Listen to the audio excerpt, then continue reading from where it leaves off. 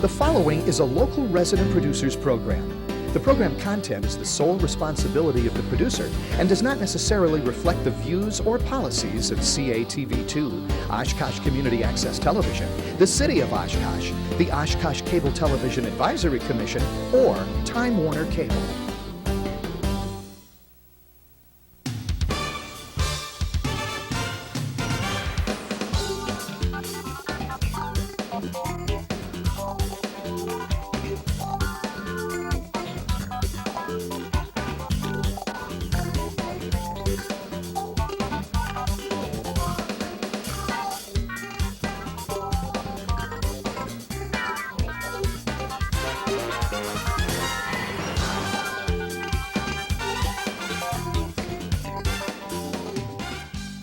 Hi everyone, welcome to another edition of Eye on Oshkosh. I'm Cheryl Hentz, along with my co-host Tony Palmeri.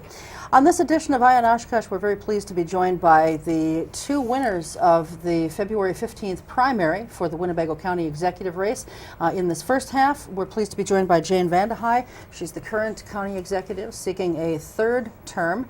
They are 2-year terms. And in the second half, after we take a short break, we'll be joined by her challenger, Mark Harris, who most of you in this area know as one of our city council members and our mayor.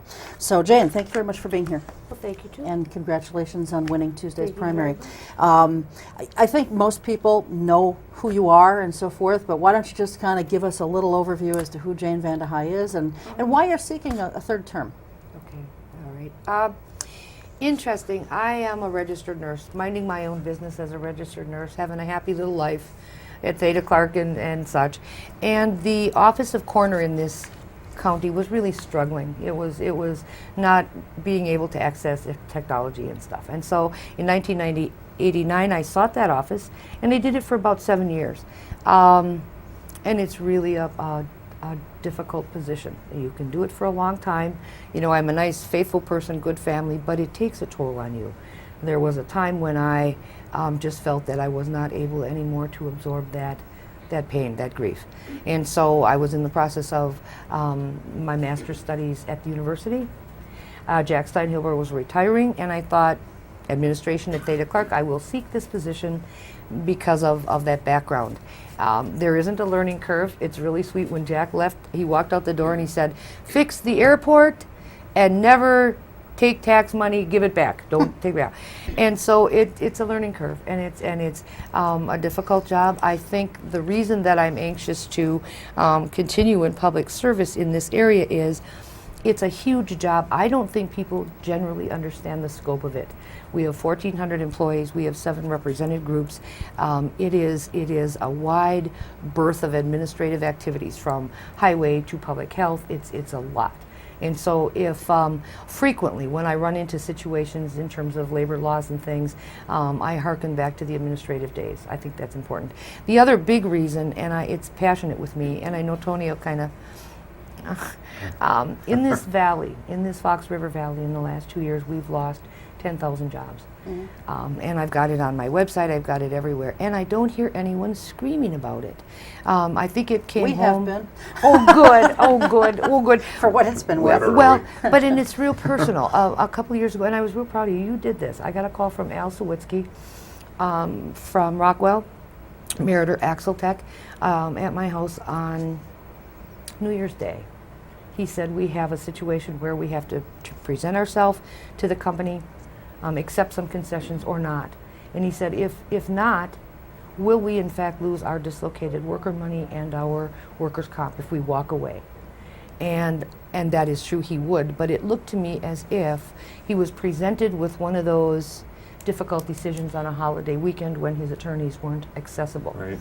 And so what I did was I had Cheryl Welch from our Workforce Development Center call her on that day, got him a lawyer. Mark Fremgen actually met with him the next morning so that he could give him legal advice before they proceeded. Mm-hmm. If they had chosen the course that they had thought of and passionately wanted to do, they would have been terminated, their union would have been abandoned, and they would have lost any benefits. You did tell the Northwestern, Jane, that I believe the most important issue facing our community is the erosion of our strong manufacturing and industrial base. That's a fact. Right, but this loss has happened on your watch.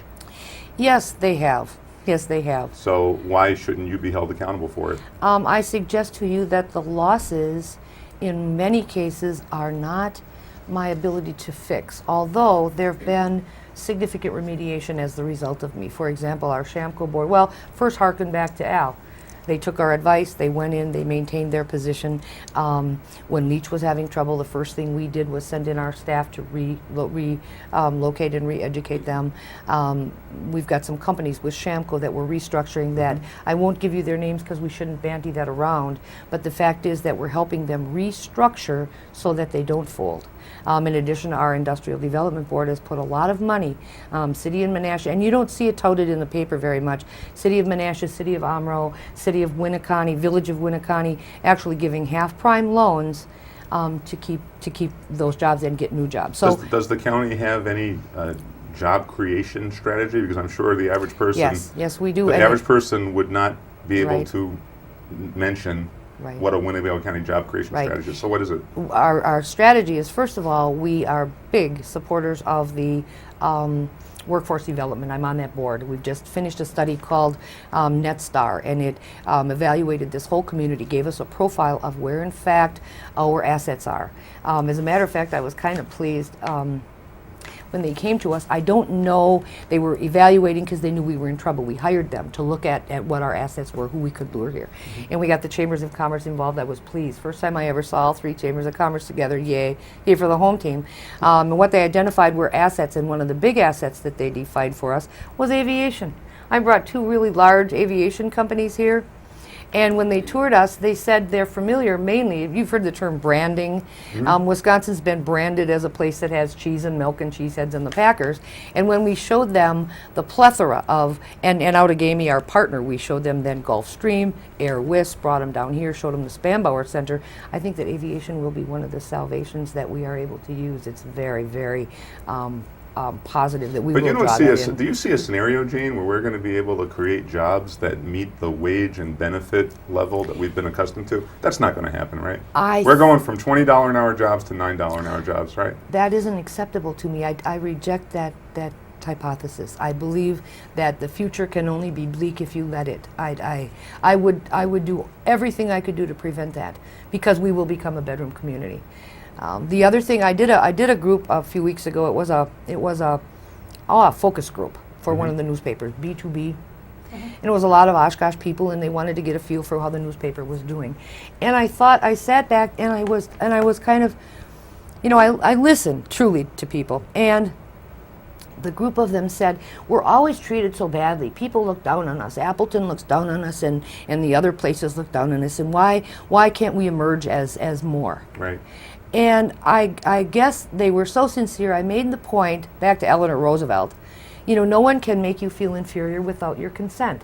We have excellent things here. We have the university, that airport, that's going to burgeon and be a jewel in this valley. And still people say, I don't know why we have an airport. What's that about? As we're networking more, and I'm hoping whoever is the new mayor and city council will reach out to the other communities. Just my last question on this Sure, track, go ahead. Cheryl. But the airport, Jane, is a good example. You've been executive Yes. for 8 years. And we're only now, it seems like, coming to some fruition. No, What would you say to people who not would say, so accurate. What we did was we negotiated with our neighboring counties. We negotiated with Outagamie County, who'd been our rival for years. Now, you remember the history of this? Outagamie and Winnebago were supposed to build an Yeah. airport together in Winchester. Yeah, it's And it was killed because one vote in Winnebago County on the board said, we don't like you, we're not playing with you. Now we had two, ours was deteriorating. So I negotiated a deal with Outagamie County probably 5 years ago. Brought Toby Pulcher, the exec there, to those first DAA. He was like, wow. Matter of fact, I've invited all of the city council people and all kinds of folks to tour EAA with me to get a handle Sure. on the airport. The only one that's taken advantage, to his credit, is Paul Essinger. He comes every year. And Mayor Shirk, the mayor of Neenah's come. But what we did in negotiating that was, this is our agreement. He will pursue commercial air, and we will no longer pursue commercial. We will pursue corporate, industrial, recreational. We will create manufacturing there associated with aviation without them competing with us, which gives, what I found in my dealings with the region, if we compete with each other, we will fail. Right. If we compete collectively, each community, each city, village, town, county, as a region, we will simply be able to compete in the state, the nation, and the world. Right. Years ago, Winnebago County should have gotten a Saturn plant and got into some business. And then they were going to get a quad graphic plant and something else. And so that can't be. And I've got most of the other community leaders convinced that Oshkosh is viable, it's important, we need it to be in the family. And I hope that the new mayor, whoever, will take the time to come to those meetings. We have meetings every month, every 2 months. The mayors of Lambie, from Kaukauna, from the whole region, and they get together and say, how's it going in your city? And then we could compare notes. They could be part of that family, because if they don't, then it's a self-fulfilling prophecy. We have nothing, but we have to get things. Right. We can't any longer just rely on benevolence. Okay. We just can't. You said that when you took over your first term, Jack Steinhilber said, "Fix the airport." Yeah. You've mentioned a few things. You brought in some businesses out there and that kind of thing. Right. Just give us a grocery list, if you would, Jane, of what has happened during your term, Okay. during your tenure, Okay. to fix the airport. What we've done, we have, and I was really pleased, there was kind of an unfair standard. There's a big fight now about Orion and FBOs and things. They had not codified, the board hadn't codified a thing called standards. The State Bureau of Aeronautics requires that you have standards, meaning fair lease agreements for folks. And so we codified standards, which means anytime you come there, if you rent a hangar, it's a fair price that's realistically expressed versus you can pay this and you can pay that and the other one can pay this. So that's established now a fair playing field. And we just finished our master planning, which is a big deal, which shifted us then from this corporate trek to being multimodal and doing other things. And in the meantime, a lot of hangars. Phil Martini built a hangar there. Jack Mark is building a hangar there. A lot of industry there that people aren't aware of. And it's not, regardless of people suggest, it's not a burden on the tax levy. It generates a fortune in business. One more thing. Today, this very morning, we had the groundbreaking, or the discussion of commemorating the Veteran Memorial Museum. We've been fooling and working with that for years. And what we finally did, thank bless his heart, Doc Sunlightner and us and others, finally made it regional, which means we will get contributions from the whole valley, not just from Oshkosh, because we don't have any more money to give. And so we had the breaking this morning. It included, Bolts and all kinds of people that see it as regional. They will help us. And where it gets back to airport is it's being built directly across from the EAA, land given by Roosh and Gabbard. And the reason that's important is the EAA must live in a neighborhood that is attractive to their clients. And they can't, if you notice that mall, I go to that outlet mall, Dansk is leaving, Lennox is leaving. It looks to me that they're not repairing it. It looks to me that it is on one of those no investment downward spirals. So that museum being there on our watch means that the EAA will attract folks. They won't do aviation, but they'll shuttle back and forth and should help the economic life of the EAA itself. One of the things that there's been a fair amount of discussion about amongst some citizens is, the need for or not need for a new tower out there. Right. Can you kind of explain to people why a new tower is so important at an airport where we don't have commercial travel? Right. Back to the regional thing. I just keep hitting it, and I don't know if everyone agrees with me. It's very important. When the Secretary of FAA came here this summer to look at a tower, she said, now, not a lot of communities are doing this. They're not building. They're hunkering down. They're frightened. They're not growing.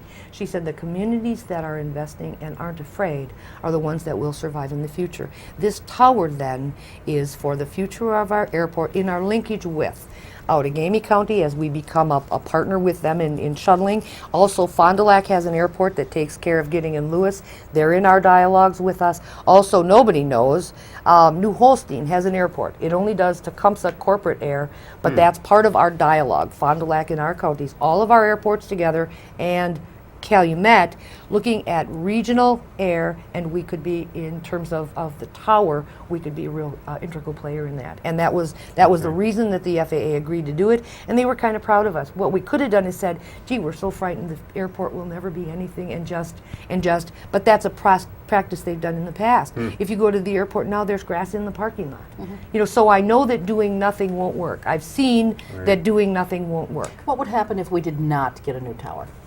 I did, when I first came to office, I said, okay, give me a scenario. The hypothesis is the airport is closed today.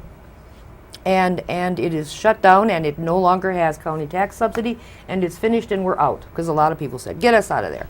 And I had a wonderful professor from or a staff person from our extension, Ag and Extension, did the study for me. And it was fascinating, eye-opener to me. 1,000 jobs, all the jobs associated with EAA and with Basler and all of those things would be gone. And it simply isn't acceptable to me that we could lose jobs in the valley and lose those too. It would be economically devastating to us. Jane, in the February 15th primary, Mr. Harris, who got through the primary with you, got 5,397 votes. You got 5,175, which was 44.8%. And then Mr. Harris said it's got to make a two-term incumbent nervous when she's going to finish well below 50% of the vote. Are you nervous? No, but no. 44.8% of the vote in the primary? Well, after two terms? Well, but I got 40, and I'm not going to go too far into this geographic stuff, but the fact is that in Oshkosh, you remember in my last election with Mrs. Lowe, I took about 30% of Oshkosh. I worked very, very hard to bring that up to 40 in this primary, which I think is a significant improvement. And in fairness, if you break those numbers out, I carried the city of Omro 70-30. A total of 100 people voted, but 70 of them were mine. So if you did the percentages in the county as a whole, I think it was better. Well, he is going to make the argument, and I think he has said this, and we'll ask him about it when he comes on, that you're not a good budget manager. And the main thing that he's picking on is the use of the reserve fund. Right. So why don't you this is now 2 budget cycles in a row, correct? That we've gone into the reserve fund. No, it isn't 2. It is a practice that was done by County Executive Paul Stevenson, Jack Steinhuber. Oh, you're not doing anything new. Everyone's gone to the reserve fund. Every did the same. And it isn't the reserve funds. I'm glad I have an opportunity. Well, what is it? That's what everyone calls it. Yeah, they do. And I think they call it, well, I think they call it reserves when the city used reserves to remodel the safety building and buy, things at the amphitheater. They actually took reserves, continuing reserves. And we didn't like that. No, that's a bad thing, right. Well, all right, so what are you doing that's different? So what we do, every budget cycle, and our CFO, we love him, he's a sharp guy. Every budget cycle, what we do is go through line by line by line in terms of expenditures. Our budget is $149 million, and we're within 1% of accurate. But at the end of every budget year, some years, like Human Services, one year was $1 million in the hole, but some years, there's surplus.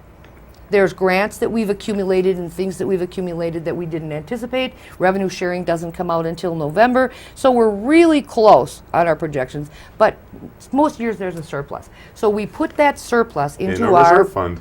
We put it into our undesignated fund balance reserve, and Moody, AA2, Moody and the folks tell us that $9 million is what by formula we should keep in that reserve fund. And so what we do, every 2 years, we go back to the reserves 2 years, we don't allow carryovers, and we look at what is in excess of the $9 million, and we use it for things. We use it for capital things, but we give it back, just like Jack had done for years and said, give the money back. We give it back so that we don't keep excess. But I did have our finance guy kind of look at if we never did that, what would happen? And if we never did that, Stevenson and Steinhuber and I, our reserve fund today would be $35 million, and our tax rate would have exceeded the state cap 3 years ago. So it's a sound financial strategy. It is. We use GAAP accounting. You know what GAAP accounting, generally accepted accounting principles. As a matter of fact, we use GAAP accounting, which is government generally accepted accounting practice. And that strategy that we have used for 12 years has resulted in our soundness and our AA2 bond rating. And I use that a lot, and people don't really catch it, and I don't expound, but I should. The value of having a AA2 bond rating, and only 15% of the municipalities in the country have that, is that when we do general obligation notes, we get a lower interest rate. What was the county's bond rating when you took office? Also AA2, All right. also based on this practice. All right. So you have not the bond rating is not lowered under your. It has not lowered on my watch. And it has it has no place to go. No. It's the highest it can be. Well, that's interesting. It's kind of offensive. When Chuck and I and Joe Mail spent time with the Moody folks, we were trying to get it increased because our neighbor out of Gamey County, which is similar and homogeneous to us, has one bond rating higher. And so we used every reason why we should be too. Right. And you know what was offensive to me? They said the only differentiation between us and them, They have more white-collar workers. They have more insurance companies and things. And our county has more blue-collar, more paper companies and blue-collar workers. And in their mind, that rating was associated with the kinds of industry. And I didn't like it very much, but I didn't have the opportunity. You don't really spend a lot of time criticizing the Moody. If they're giving you a AA2, you're pretty pleased with it. So you're keeping $9 million in a reserve fund. In reserves. And that is enough to satisfy Moody's, obviously. Right. And then you just pull the rest out to basically keep our taxes lower. Right. And- Exactly. And to do things. So if there's, if there are no major budget problems, And then- there are not. then why then did you veto money that would go to elderly and the human services, the $600,000? Right. The budget that we brought in we tried with Tabor and such. We tried to live within new growth and in the county. Our growth was 7% because of TIF districts. And I think Oshkosh has, 19 TIF districts? Is it 19 or 20? 19 at the moment. Yeah. Soon to be 20, Yeah, four we're of heading which for are 20. Yeah, four of and which are closed. So TIF districts not only affect the city, but they affect us. When we get our equalized valuation numbers, then we take right off the top TIF districts, because that means that those properties simply can't be considered as part of the property tax scenario. And I've always suggested that means that the TIF money then, the TIF responsibility, is shifted to you and I at our house. Absolutely. Yeah, and so it came in at 7. TIFs brought it down to right around 6% of equalized valuation. What we did then was use new construction. We thought 4% of new construction was fair, with people losing their jobs and things. It was fair. We added a percentage, 1% for inflation, so it was 4.5. And what we did, not just this project, I eliminated 50 positions across the board, or I'm sorry, 25 positions across the board, positions that we felt we could consolidate and such. And so we saved $500,000. And you know, these are tough decisions. One of the positions, that was another thing that was brought in with this amendment for health. One of the positions I eliminated was a gardener. Yeah, the horticulturist. Right. I eliminated a horticulturist position. And no one asked, you know, when we had the debate and the veto and such, nobody asked. The fact is that Jeff Key had retired from the Ag and Extension Department. He's an Ag and Extension agent. He did most of the gardening work. The lady who worked as a gardener was retiring. And so I talked to the staff, and during budget we agreed that we would eliminate the gardener position, and we would have the agriculture agent do both. And they brought it back. I was herding gardens and such. All right. When I wait, but the man that we hired as an ag agent has dual degrees. He has a PhD, one in agriculture Right. and one in horticulture. And it was a good decision, and nobody asked before they brought in But this on amendment. the $600,000, you were making arguments in the paper that, with all due respect, I thought were just specious. I mean, arguing that we have to wait for the state to come through with its. Right. You know the state's not giving us money for human services. So to say we have to wait for the state to do it is saying. I think we should hold their feet down. During the Yep. 10 years, no, wait. During the 10 years, the state came to us and said, if you match federal money, and we did, we added $500,000 last year and $380 the year before.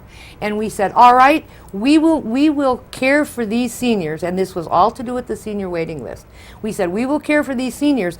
Do your part. What the state did was increase highway expenditures by 400% Right, of over course. the last Oh, year. yeah, everyone, right. And so what we said to them is, we have a new governor. We said, look, this is an obligation that you took on. Right. You should do this. But when we didn't, and now Human Services didn't request this money. And the reason they didn't request it is, in our county, and I don't think anybody's talking about this either, we have a huge number of children under poverty in the city of Oshkosh. It's huge. It's higher than the averages, which means we increase funding for abused and neglected children by 20%. Well, sure. And so what we did was, one of those things, taxes already went up, our rate went up, and we knew that the average person simply couldn't have a 10% increase in their taxes. City of Oshkosh was what, 5.7, schools were 9, and I know that guys at Meritor and Rockwell and Leach didn't get a 10% increase in their salary. We were trying to balance. The taxpayers are really struggling. I know that Tabor thing is just Right. a hoot, but they're really struggling, Tony. But as the leader of the county, wouldn't it have been more appropriate for you to come out and say, the state is completely irresponsible with money, so now we as the county have to take care of our own So I, as county executive, I'm not going to veto $600,000. We're going to take care of our own Well, here. Why and did you consider doing that? Well, first, this dialogue for adding the $600,000 came in during the budget. Well, yeah. During the budget discussion. Tom Peck, I hold him in high esteem. We've actually gotten to be close. I do. I'm thinking he's all right. And he's on the Human Service Board, and he made a passionate on TV Yeah. plea saying, listen, we added 500,000, we added 380,000, and we asked the Human Service guy, what would it take to meet this need totally? He said you would have to add $2 million a year forever, or you would have to impose a county sales tax, generate $6 million a year forever, and you would still never meet the need. And so we weren't shifting it to the state. We were saying there is not enough money in any home in Winnebago County anywhere to meet this need. And I was a little humble, but I made it clear. It is just too big. There is not, we are 30 cents, well, we were 40 cents, but we're 30 cents below the state operational cap. But the fact is, we've got an inch of wiggle room, and then we hit the 92 cap, and there is not, no matter what, Mark Quam, wonderful guy, I'm a nurse, I'm compassionate to, said no matter what we would budget, we could not meet this need alone. And Outagamie agreed, and so did Fond du Lac. We're almost out of time, believe it or not.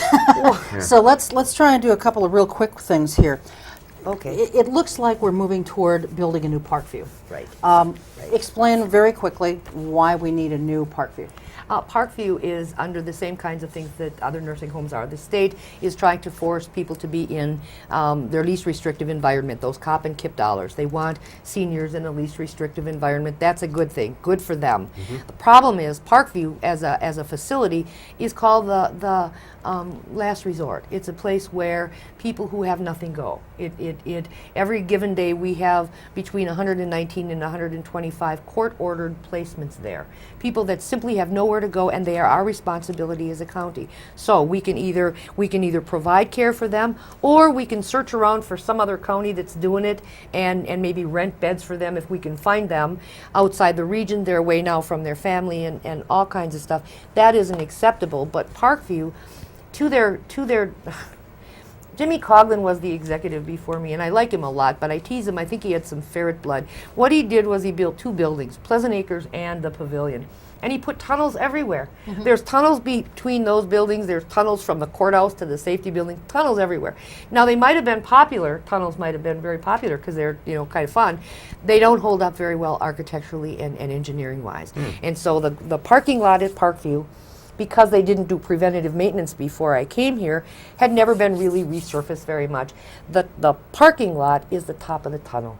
And so as it had been leaking and such, the tunnel is ruined, and so that isn't acceptable anymore. And the way it works is, because of the tunnel, we take people from Pavilion to Pleasant Acres, we take food and laundry back and forth, and so we believe that if all of our residents are in one building, we then cut down on all that duplication of activity. We can eliminate positions, we can meet the need better and do it more cost effectively. And I think that's true. Okay.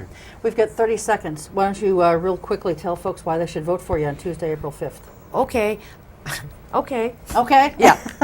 I believe that the challenges of the next years in our county and our state are significant. I think they are.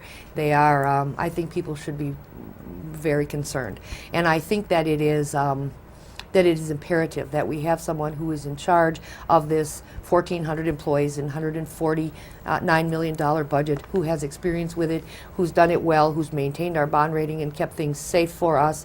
And I would ask for your vote, because I think these aren't times to do a lot of changing and experimenting. Okay, very good.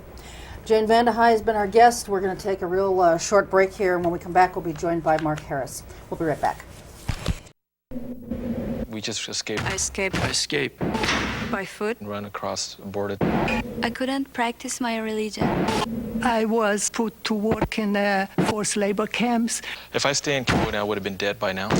If you think differently, then you're an enemy. If you know how to read and write, you're dead. You speak your mind, you're dead. The only way to express what I wanted to do was to get out. I got to the country when I was about 14 years old. I was 20. I was 24. I came here with nothing. No money, no English. America stood for freedom, it stands for freedom, and that's what all my generation, young generation, wanted to be there. For the first time, I felt like I have a right to be on this earth. Here, you can do whatever you want to do. I love my life here. I feel at home. I'm free to do what I want. Freedom to me means my life.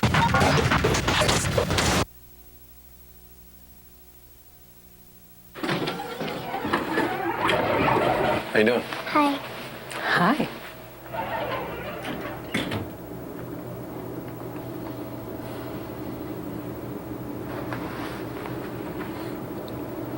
Have a nice day. You too. Thanks. If only child abuse were this easy to recognize. If you even suspect abuse, call 1-800-4-A-CHILD. All calls are anonymous and confidential. Trust your instincts. Poor nutrition today will increase Sarah's chances of anemia, add to her healthcare costs, sick days, even stunt her ability to learn. And the thing is, Sarah's not even born yet. Get proper nutrition before it's too late. Call or visit WIC. WIC provides nutrition information, healthcare referrals, even food. Your child has you, and you have WIC.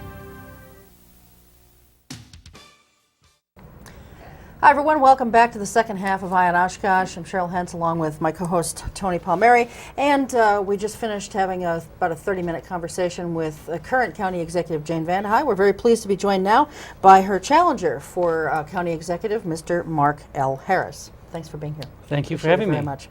I think most people in the city of Oshkosh know who you are, but we're going to be showing this in the northern part of the county and so forth. Why don't you take a moment or two and tell folks, a little bit about Mark Harris and why you're seeking this position? Okay, well, as far as biography goes, I received a Bachelor of Business Administration from the University of Michigan with distinction. I also went to the University of Michigan Law School and graduated from there in 1982.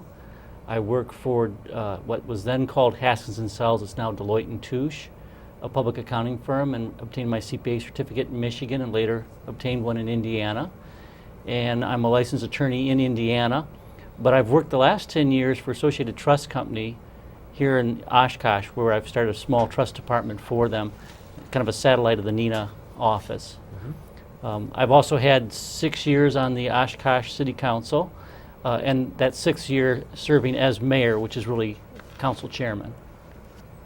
Okay. Right. And you are currently in your first term on the county board, correct? That's correct. Okay. I represent It's a part of the town of two-year term, and Algoma. is this your second year, or I'm trying to think when you were actually elected? In April, it'll be 1 year, so it's Okay, actually a okay. little less than a year. Okay. And I represent part of the town of Algoma and part of the city of Oshkosh. Okay. So you've been on the county board for not even quite a year yet. What qualifies you, Mark, to go after the county exec position? I mean, it's a lofty goal. Well, the core of that job is actually a financial and budgeting position. And I think my background as an attorney and a CPA and my business experience, 25 years in law, accounting, and trust, probably better qualifies me to deal with budgets than Jane. Her background came from public health and from being the coroner before she was county executive. But now you've been, so far, as I've been following the campaigns, you've been very critical of Jane as a budget manager, especially critical of what you're arguing is dipping into the reserve funds. We just had her on in the last segment. She said that in fact what she's doing has kept the county at its highest bond rating, and that in fact they keep that reserve fund, correct me if I'm wrong, at a $9 million level, and as long as they don't dip below that, they're fine. Is that Yes, fair? yep, Right? So yep. what is your argument? Well, actually, they have dipped below the $9 million level at this point in time, although the books aren't closed on this budget. But back years ago, I think it was 1998 or 99, she was asked about the same thing, and she talked about how unwise it was to dip into that amount. And she pointed out that that amount of reserves was sort of a formula based on a percentage of the budget. And at that time, the budget was roughly $120 million. Now the budget's $150 million. So you would have expected that amount to increase by at least 20%. It hasn't going into this year's budget. But in this year's budget, for regular recurring operating expenses, she's budgeted $2.4 million, 1.5 of that from the general reserve, to fill gaps in the operating budget.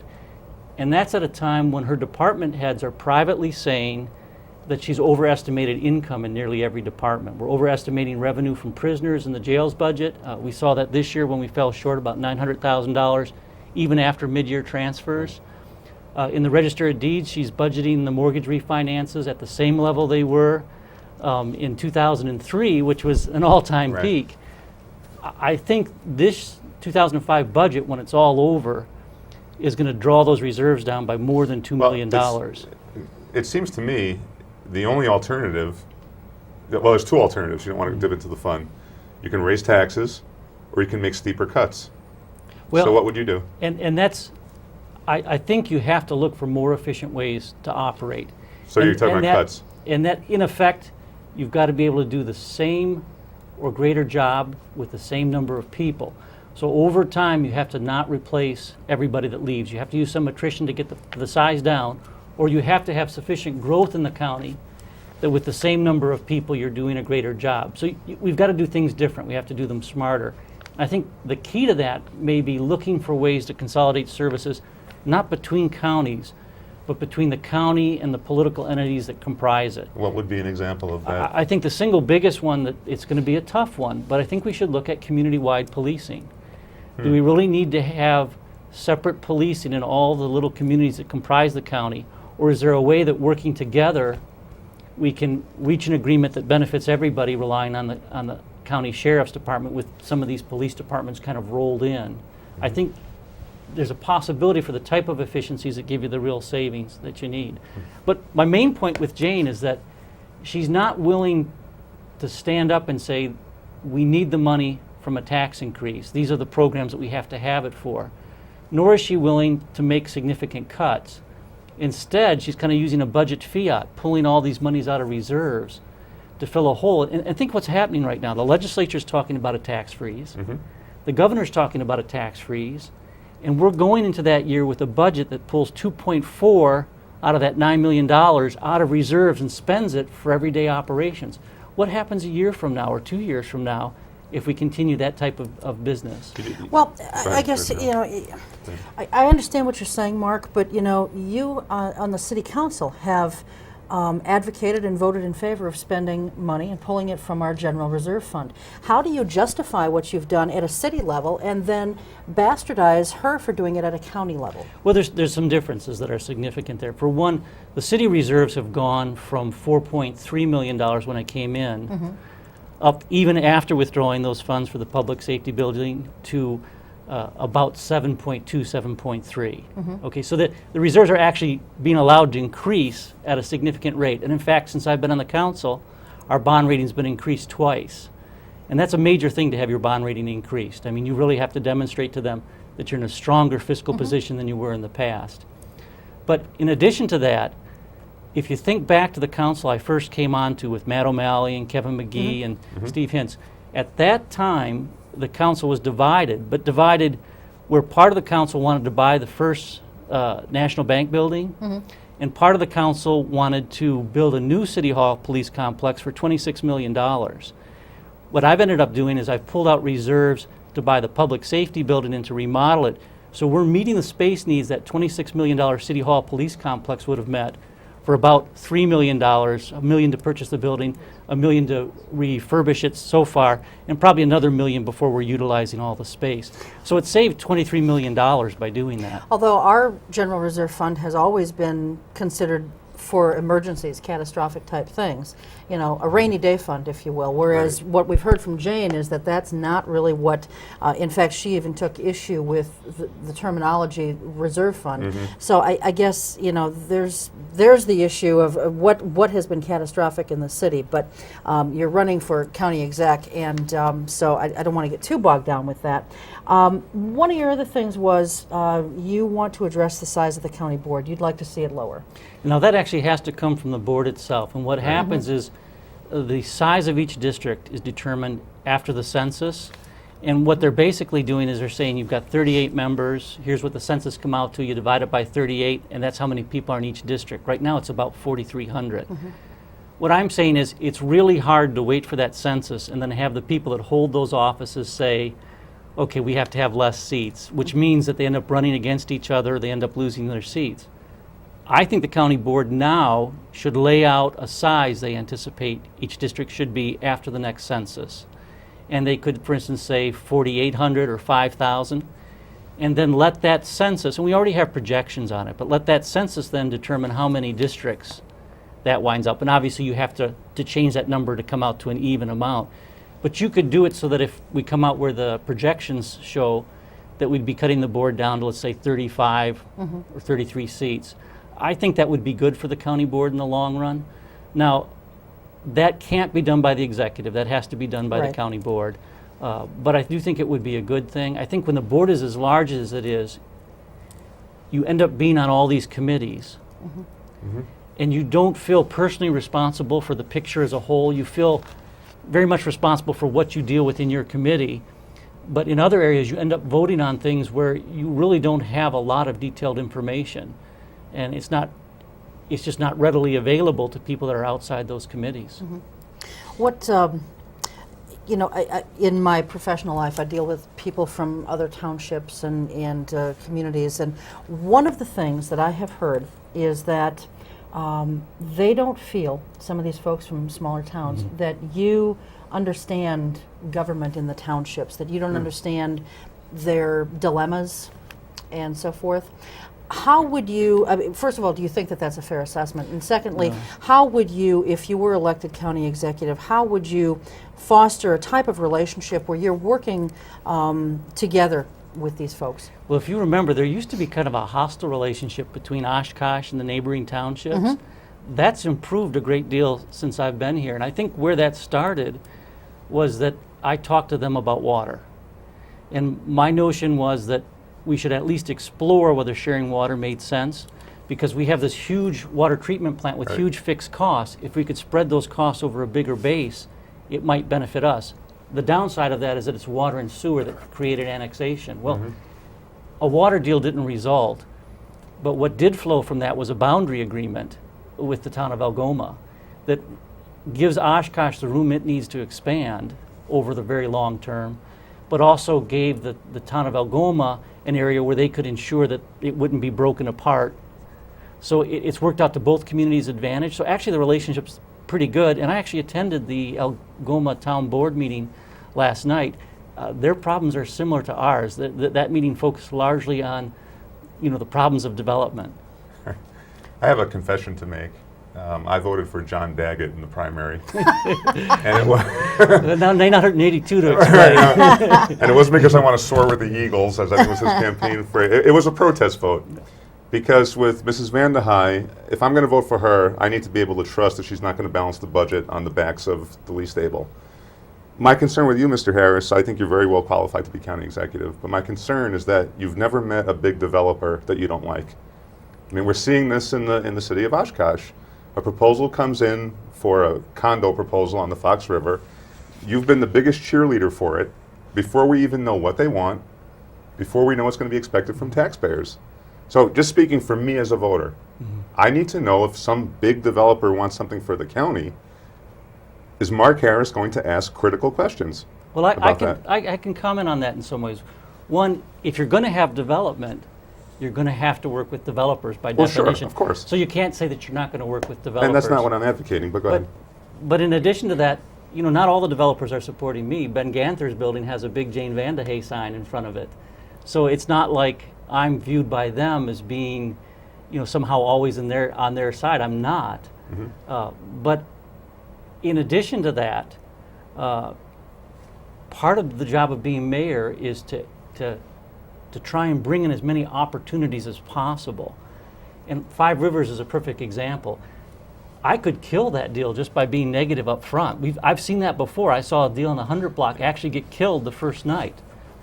But it's kind of my job to make them feel welcome, make them come in. Now when the negotiation starts, there's deals that we pass up sometimes because we feel the costs are unreasonable. But at this point, they haven't even asked for anything. But you made the comment on the city council that at some point we've got to be careful not to bite the hand of that donates to us. That donates to us. Now, I look at that as you're saying people shouldn't exercise their First Amendment rights because it might offend someone who's giving us money. You surely didn't mean that, did you?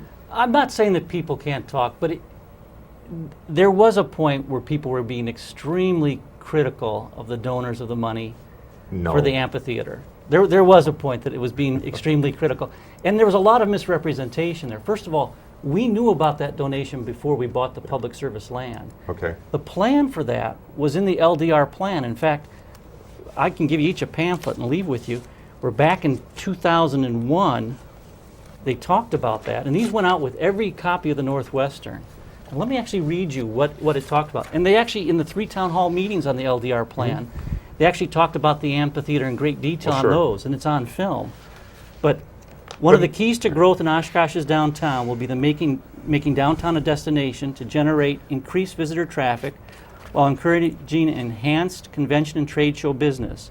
This is under the title Riverside Park. The Downtown Action Plan calls for the expansion of the Oshkosh Convention Center and the expansion and development of Riverside Park. The Convention Center will be expanded in a way that is consistent with other goals to improve public access to the Fox River. Plans for the Riverside Park include expanding Riverside Park east to Broad Street to encourage the growth of Waterfest and other similar events. The Downtown Action Plan calls for the construction of a band shell and the creation of a riverfront promenade from Main Street through the expanded park. And then it actually shows a picture of it. But no one's ever been opposed to the project. The criticism has been about the financing. Who pays for it? Now you clearly believe in private-public partnerships.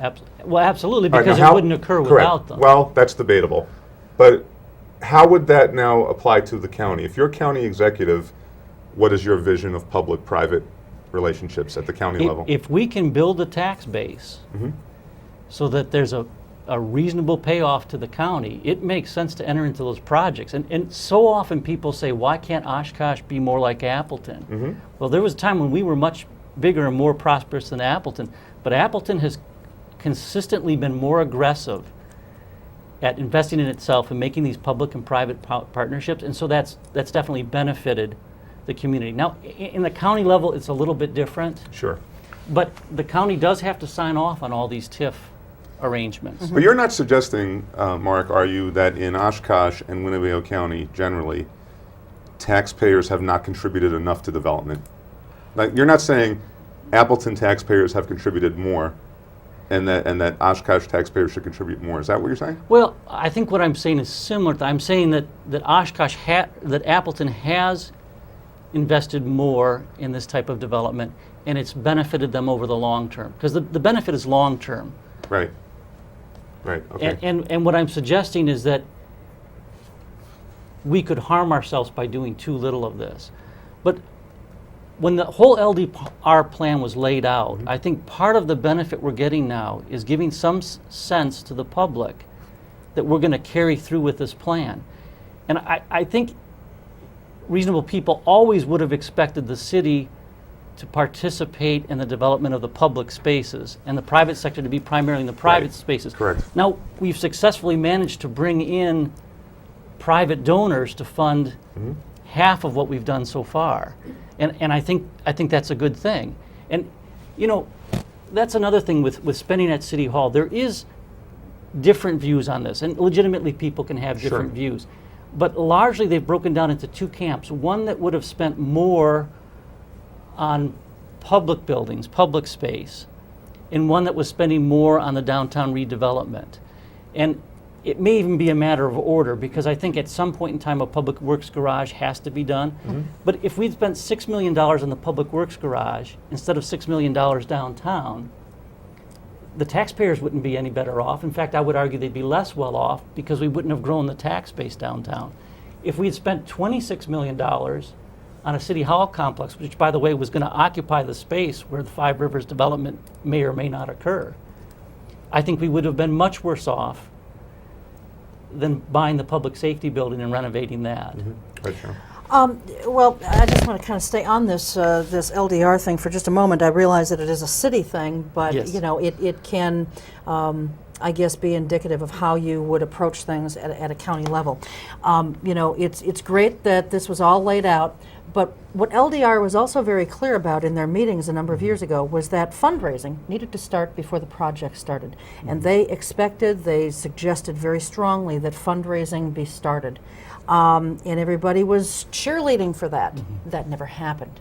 I'd like to know why that never happened. I think it did. We actually had the commitment for the $1 million for the band shell prior to buying the public That's service fine, but property. there was no capital campaign put out there, much like the City of Neenah has done with their riverfront development project, much like private organizations such as the Oshkosh Area Humane Society. There was no capital campaign that was ever launched, and I think that that is wrong, and I think that there could have been less money put on the backs of the taxpayers had something like that been done. And how would you approach that, Mark, from a county executive level? Well, I do think you're right, that if you can have a broad public participation, now typically those don't raise a lot of money, but they have a lot to do with getting the public buy-in. For instance, I know at the university they're going to sell bricks, but if you sell bricks for $25 and you pay $15 to imprint those bricks with someone's name, you're not actually raising much money that way, but it does get kind of a public buy-in, a sense of ownership. And maybe that's what was missing here, was the effort to bring the public in as individual donors so that they felt more vested. I think you've got a point there, and I wish we had done more. Maybe, I don't know what the next parts of this will be, if there is any, but if there is, I think there should be more effort to bring in individual contributors so people kind of feel like this is their Riverside Park. And more public meetings. Yeah. You know. Mark, you made a statement on your website, and I'm paraphrasing, that the county's been involved in scandals. There have been scandals in the county. Yes. But on the website, you don't directly say Jane Vandehey's been responsible for any of those. Has she been responsible for any scandals? No, I think, I don't And think you can't scandals- lay the blame on her Well, then why is it on alone. your site? Who But are you she's talking like the about? captain of a ship. You're kind of responsible for everything that goes on. You know, we had some mishandling of funds at the county fairground. We Okay. had insider contracts at the racetrack. We have this Terry Foote lawsuit where he's alleging, I think, false prosecution for not voting as Jane wanted on the HEC rod. There was a scandal with regard to the condemnation of some property. The single biggest one, of course, was in the prosecutor's office. So there have been a lot of problems over the 8 years. I would have to say, though, that those are things that occurred while Jane was there, but not directly her responsibility. I was at a forum not too long ago where you said that Joe Paulus, our disgraced former DA, was her treasurer, and she denied that. Have you found out since then what the truth is? Yeah, he did play an active role in her campaign. But he was not the treasurer. But he was not on the records as treasurer, so I don't think that was correct. But Mark, you know, isn't this kind of like a little dirty politics? Aren't you trying subtly to link Jane with the corrupt DA? And, you're much too nice of a guy to do that. Well, that's why I felt compelled to point out that these are things that happened under her watch, But I mean, but not can you not her direct can you involvement. pledge to us tonight in Ion Oshkosh that this is going to be a positive campaign of ideas that neither you nor your supporters, you're going to urge your supporters not to link Jane to any dirt in the county? I actually encourage them to write honest, critical letters or positive letters, but not, not the mudslinging things. I've actually done that on the site. I think I have an invitation on there for people to write. I may even say positive letters. Right. Okay. But will there be criticisms of her record? I'm sure there are. And that's, Sure and there that's will. fair game. And That's- anything in her record is fair game. You did tell the paper that you are going to be running a hard race at this point. Oh, yes. What does that mean? Well, What are you going to do? I wanted to beat her in the primary. I just barely did it. And I'm very pleased by that turnout, because while my name is well known in the area where the Northwestern circulates, outside of that area, I'm a totally unknown quantity. Correct. And the Post-Crescent doesn't cover the county to any significant degree.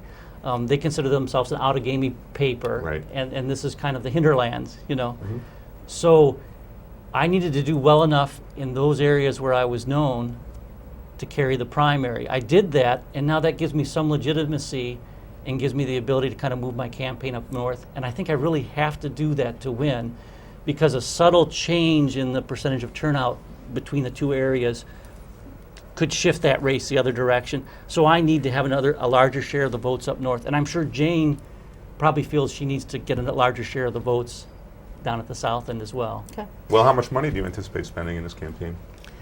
I don't even want to think about it, but it'll be a lot. I'm hoping it's not all mine. I have seen a pretty good step up in donations already since Tuesday. I received 3 donations today, for instance.